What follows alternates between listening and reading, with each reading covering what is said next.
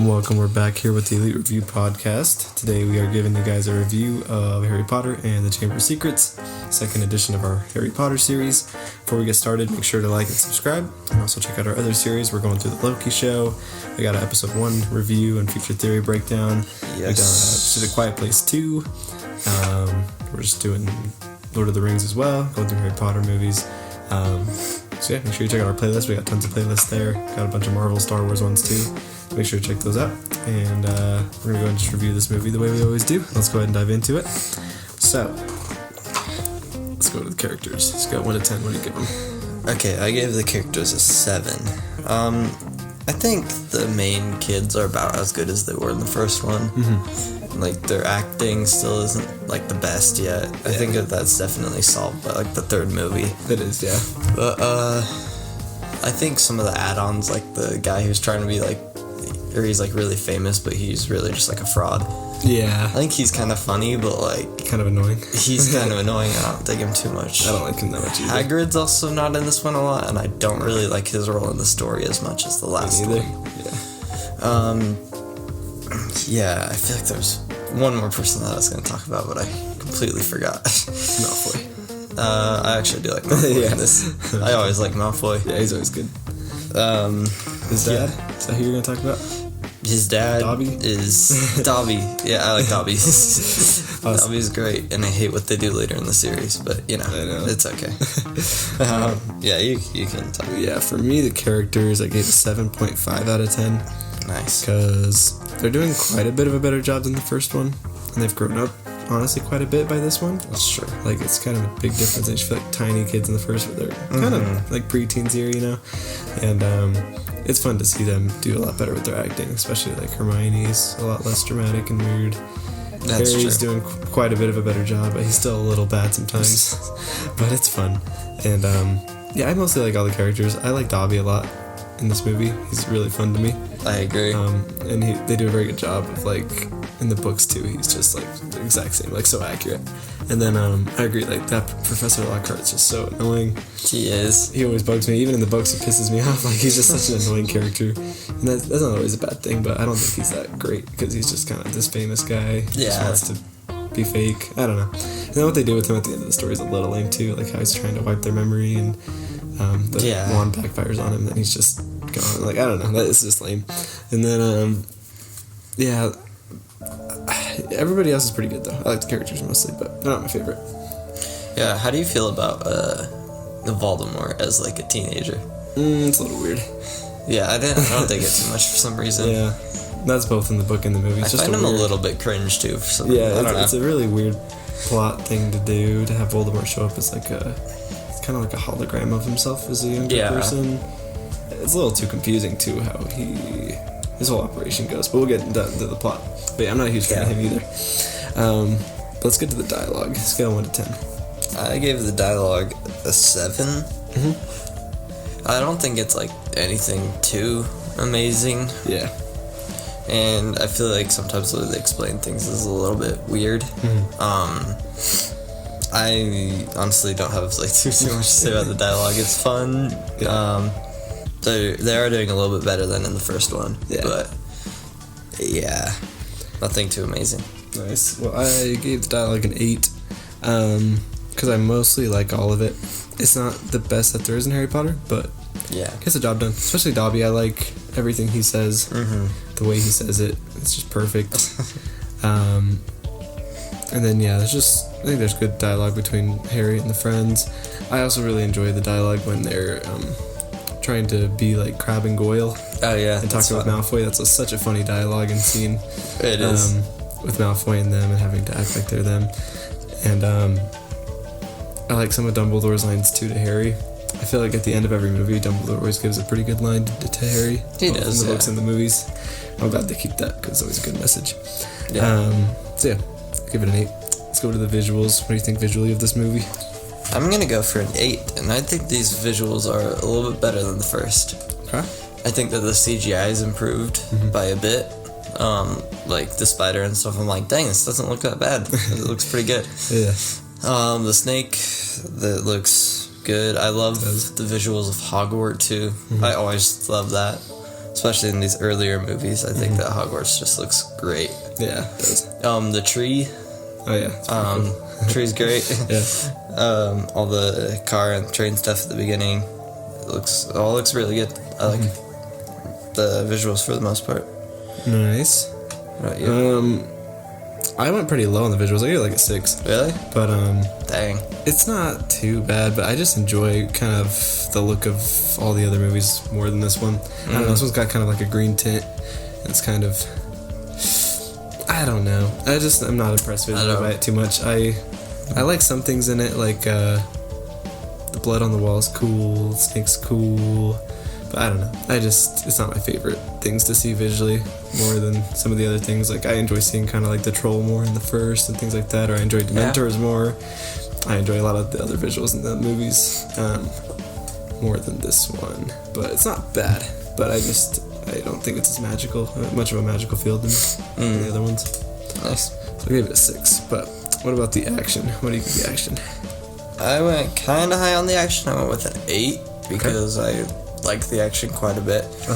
I do find it lame how we're like 2 movies in and Harry Potter hasn't cast any spells. Yeah. He's like used other things to fight off like the spiders and stuff, but he hasn't actually used the spell yet. Yeah. Which I would like to see. I love the whole Quidditch scene and him and Malfoy kind of fighting each other. I think that's like really fun. I like the car scene a lot, like with the train. Yeah, it's fun. I think that's a really fun moment. The snake fight's cool. I like seeing Harry Potter with the sword. That's cool. Even though he's not doing magic, the sword kind of pays it off, and I think it's a cool fight. What about you? Yeah, I went pretty high too. I gave it an 8.5. Because I think it does action pretty dang good in it. It does. It has a lot of action in it. A lot of the other movies don't even have as much action in as this one, I feel like. Sometimes. Depends on the movie. But, yeah, it's got some pretty good scenes, you know. Like, yeah, the whole snake fight is definitely really cool. I like that the movie expanded on it because the book's, it's 2 pages long and it's really quick. But the movie kind of turns it into this huge battle. I kind of like how the action works when the Phoenix is coming and hitting its eyes, and kind of everything with the Phoenix is so cool. Yeah, action. I agree. Dropping the hat with the sword, really cool. And then the Quidditch match, tons of fun, tons of cool action there. I love everything with the car as well, going through the forest and everything with the spiders, a lot of intensity. So I think the action is pretty dang good in this one. Yeah, we're not using wands very much at all, but no, we're not.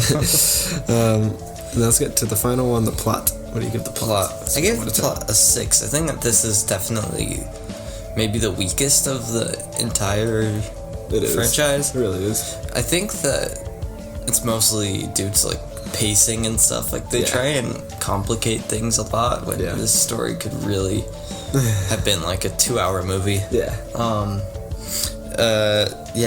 the Voldemort stuff that we were talking about earlier. Yeah. I find all that very strange. It is. I do really like all the Dobby stuff at the beginning. Me too. I love the opening of this movie. Yeah, it's a good opening. And I just think all that kind of snake stuff doesn't excite me as much as a lot of the other stories in this franchise. Same. Yeah. Yeah. I agree. I gave it a 6 as well because I think it is pretty easily the worst plot. I used to not really know that, but after reading the book as well as rewatching the movie, I for sure know it's the worst plot. Yeah. And that's both kind of the movie, but really the book too. It's basically the same plot in the book, and it doesn't feel any better in the book really. And usually does feel a little better in the book, but not this plot. This plot, I think both J.K. Rowling and just the movie, it's such a complicated story when it doesn't need to be. I don't really like at all how he's using Ginny to open the chamber and do all these things, and he's controlling her through the journal. That's just so weird to me. It doesn't make a whole lot of sense too. I don't know why he picked Ginny out of all people. Yeah, right. It's just weird. And then just everything with Voldemort showing up as a hologram. I don't like that very much. I thought it was way cooler in the first how he's just on the back of the dude's head. Oh yeah, me Instead too. of showing up as a young version of himself. It's very weird. And then his name too, just turning out to be Voldemort. It's a little dumb. I like the name Tom Riddle, but when you add Tom Voldemort, Volo Riddle or whatever, it's so stupid. dumb. Yeah. I also think the whole thing with, like, why would Dumbledore hire this fraud? Like, shouldn't he be smart enough to know that this guy isn't, like, a real... Yeah, exactly. Like, genius or whatever? Yeah, and he's also something I don't like about the plot, because he's made to be a little too important. Like, he's not just, like, a joke. Like, I would get it if he's a joke here and there, but he's, like, pretty big in the plot for no reason. Both in the book and the movie. Like, they talk about him all the time, and you always know he's a fraud. Everyone complains about him. And that's another problem with this movie, is we just kind of stay stuck in these things happening over and over again. Like, in the book and the movie, it's like, one student gets petrified. We go do a few things. Another student's petrified. We go do something. Another student's petrified. Hermione's petrified. Like, we get, like, 5 people petrified over the span of, like, hours. Like, an hour, you know? It's just like, ugh. We just, like, stay stuck in this space of not really moving the plot forward and just kind of discovering things slowly. And, like, all this stuff just makes the pacing so slow. Yeah. And it's like a 2 hour and 40-minute movie. Yeah, and the same with the book. Like, it's a short book, but it feels like it's 2 hours and 40 minutes long because you're just going through this, discovering little things. The whole time they think it's Malfoy, who's the heir of Slytherin, the whole time, and then it takes forever to find out. No, he's not, but who else is? I don't know. And they spend a ton of time trying to figure out who it is.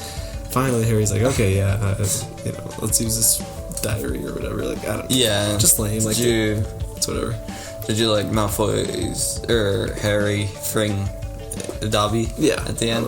I did. Like I think the very beginning of the, like you said, the very beginning, like of both the book and the movie, is just like fun. Feels totally like Harry Potter, like him escaping, the car ride to Hogwarts. But then it's like once we get to Hogwarts, it's just all downhill from there. Very slow. Yeah, very slow. And then once we get to the end, it's really good. And there are of course like fun parts along the way. Like I still enjoy watching it. It's like just taking the potion and Quidditch. Like there's a bunch of fun stuff put in there, but it's not. It's just too long. It's too complicated. It's extremely long, yeah. I think J.K. Rowling was trying to make some sort of mystery that I don't think she thought of very well and planned it very well. Yeah. As well as she does in the other ones. Even the first one, it's like a little bit of a mystery about the Sorcerer's Stone, but we're just like doing all these crazy things, and we get to it pretty quick. We're not just sitting there wondering forever. Yeah, right? And then it's like pretty short movie too. Yeah, and then I just get so pissed off too when the minister shows up and they're like, we gotta take Hagrid to Azkaban. Like, that's such bullcrap. I know, right? It's like, what? And Lucius too, he's like, yeah, you're resigning, Dumbledore. I was like, come on. And yeah, Lucius Malfoy too. Like, I like the guy, but man, I hate the guy. Yeah, he's kind of a jerk. Such a jerk. And then I think it's also really dumb in the plot how Lucius is literally about to kill Harry. Both in the book and the movie. Like, right when he walks out, he's like right outside of Dumbledore's office. And he's about to he's about to cast the kill spell. Yeah, he's about to do the kill spell. Until Dobby's like, no. But I'm like, geez, like, really? You're like, gonna kill this, like, what, 12-year-old? And, like, he's in cohorts with Voldemort, you know? So, like, he used to be, like, part of Voldemort's, like, army and stuff, you know? And he does end up being in it. So I'm like, you know, Voldemort's the one who wants to be after Harry. Like, why would you want to kill Harry yourself? Like, that's so dumb. It's really stupid. Yeah, so I got a lot of problems with the plot. Like, I still enjoy the movie. It's still worth watching, but it's just, like, it's the weakest for sure. It is, yeah. Yeah. So anyway, let's get to our final score out of 10. What do you give it? I got a 7.2 out of 10. Same here, 7.2 out of 10. Nice. And what do you give it out of 5 stars? I give it a 3 stars. Yeah, me too. I'll give it a 3. Yeah, it's right there in that kind of halfway mark. Good and bad, but at least it's not a terrible movie. It doesn't like ruin the franchise or anything. Yeah, that's good. Do you agree with the Rotten Tomatoes score of 82%? I think that's okay. I might go down like a few percent. Yeah, I feel like going down a little. Like I put like 75, I think. Or 70, I think maybe like 70 or 75. You know what I'd give it? I agree. Yeah, I agree. I think that the rest of the franchise is a lot better than this one. It is. It really is. Some people would argue, you know, like a lot of people hate number 6. I think a lot more, but I think 6 is more enjoyable than this movie. I agree. Yeah. Yeah, but we'll get to those movies. So anyway, that is our review of The Chamber of Secrets. Make sure you stay tuned. We'll be doing Prisoner of Azkaban next. Yes. You know, the best movie of the franchise. And yeah, check out our Lord of the Rings videos. We'll be doing a 2 Towers one soon, and we'll continue to be doing Loki reviews as well. And make sure you let us know if there's anything you want us to review. You can comment down below what you think of this movie as well. Remember to like and subscribe. Check us out on Instagram at the ELEET Review Podcast. And you guys have a great day. See you guys.